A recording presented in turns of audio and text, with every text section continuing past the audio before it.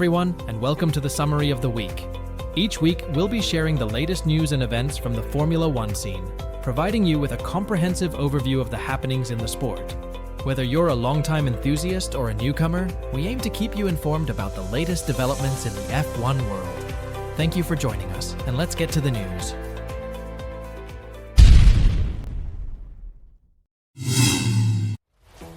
In the lead-up to the United States Grand Prix, Daniel Ricciardo is set to make a significant return to Formula One after recovering from a hand injury sustained during the Dutch Grand Prix practice session. His comeback will take place with AlphaTauri at the Circuit of the Americas. Ricciardo, who was initially engaged by Red Bull as a third driver for commercial and simulator activities, found himself unexpectedly back in the racing seat, replacing Nick de Vries due to the latter's lackluster performance. This turn of events has created buzz and speculation within the racing community, especially regarding Ricciardo's potential partnership with Max Verstappen should Sergio Perez face further challenges. Ricciardo's recent demonstration run in Nashville served as a prelude to his return, showcasing his skills and reaffirming his readiness for competitive racing. Additionally, Ricciardo's return to the track has allowed young talent, Liam Lawson, to resume his Super Formula preparations in Japan. The United States Grand Prix now stands as a pivotal moment in Ricciardo's career, marked by his determination to overcome setbacks and re-establish himself as a force in Formula One.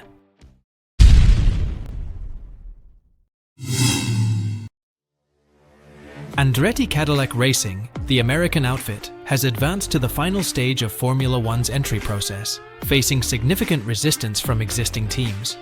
Despite concerns raised by current team owners regarding financial implications and the sustainability of a new team, former F1 team owner Paul Stoddart expressed confidence in Andretti's potential success. Stoddart acknowledged the challenges faced by new entrants based on his past experiences with Minardi, but highlighted Andretti's credibility as a first-class operation. He emphasized the importance of ensuring the sport's sustainability and the need to find a balance that benefits both new and existing teams. Andretti's approval by the FIA and ongoing discussions with Formula One management indicate progress toward becoming the 11th team on the grid. Meanwhile, Formula One driver George Russell supported Andretti's entry, emphasizing the significance of quality competition in the sport. While some existing teams expressed concerns about potential financial impacts, Russell maintained a neutral stance, stating that any new team must be of high quality to enhance the overall competition. He stressed the importance of maintaining the sport's pinnacle status and encouraged a focus on quality over quantity. With backing from drivers like Lewis Hamilton and cautious optimism from Russell, Andretti's potential inclusion in Formula One reflects a delicate balance between expanding the grid and ensuring the continued competitiveness and sustainability of the sport.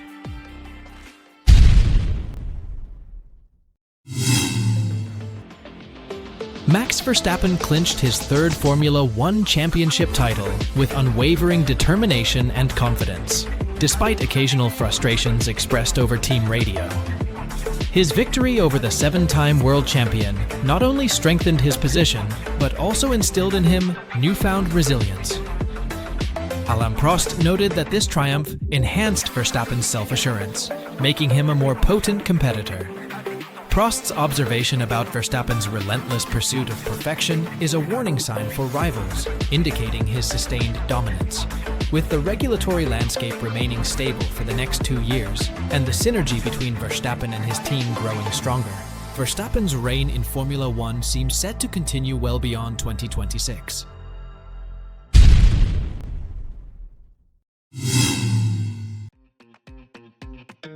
McLaren team principal Andrea Stella expressed confidence in their Formula One progress, attributing success to investments in tools and methodologies. Despite initial challenges, their MCL 60 car shone, securing back-to-back podiums for Lando Norris after upgrades at the Austrian Grand Prix. McLaren's strong second half of the season included 5 podiums, highlighted by Oscar Piastri's historic Qatar Sprint victory. Stella emphasized the importance of data correlation between wind tunnel and CFD, boosting team confidence. Looking ahead, McLaren plans intensive development for the 2024 car in the remaining 2023 season races. Limited upgrades are expected this season, with major improvements anticipated next year. Stella aims to close the gap to Red Bull, focusing on long-term gains through meticulous tool utilization. The team's strategy emphasizes patience, awaiting tangible results in February after putting their developments to the test on the track.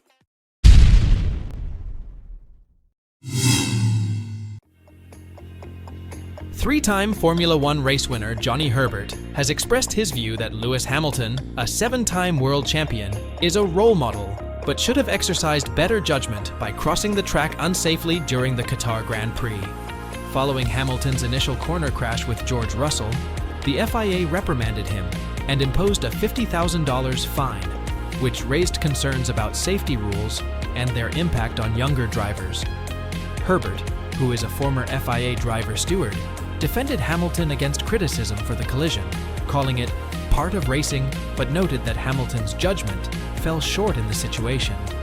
He argued for more leniency towards drivers and fewer rules interfering with on-track battles, acknowledging that even the best, like Hamilton, occasionally make mistakes in their careers.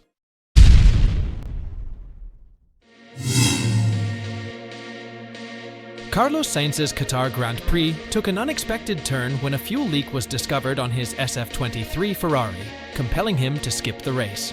As his teammate, Charles Leclerc, raced to a fifth-place finish, Sainz assumed the role of an interested observer from the garage. Remarkably, this marked only the third time in the season that Sainz failed to secure points in a race. Sainz candidly expressed the frustrations he experienced, particularly when confronted with issues beyond his control. The helpless feeling of being unable to influence the situation intensified his initial frustration. Nevertheless, he mentioned that, after a restful night's sleep, he could let go of the frustration, recognizing that he couldn't have altered the outcome. Interestingly, Sainz also offered insights into his psyche, comparing his ability to move on from situations out of his control with the difficulties he faces when he makes a personal mistake as a driver. The Qatar Grand Prix was especially exasperating for him, as he couldn't even start the race, making the extensive effort and travel involved seem all the more futile and frustrating. So that's it for this week, guys. Thanks for watching, and I hope to see you next week.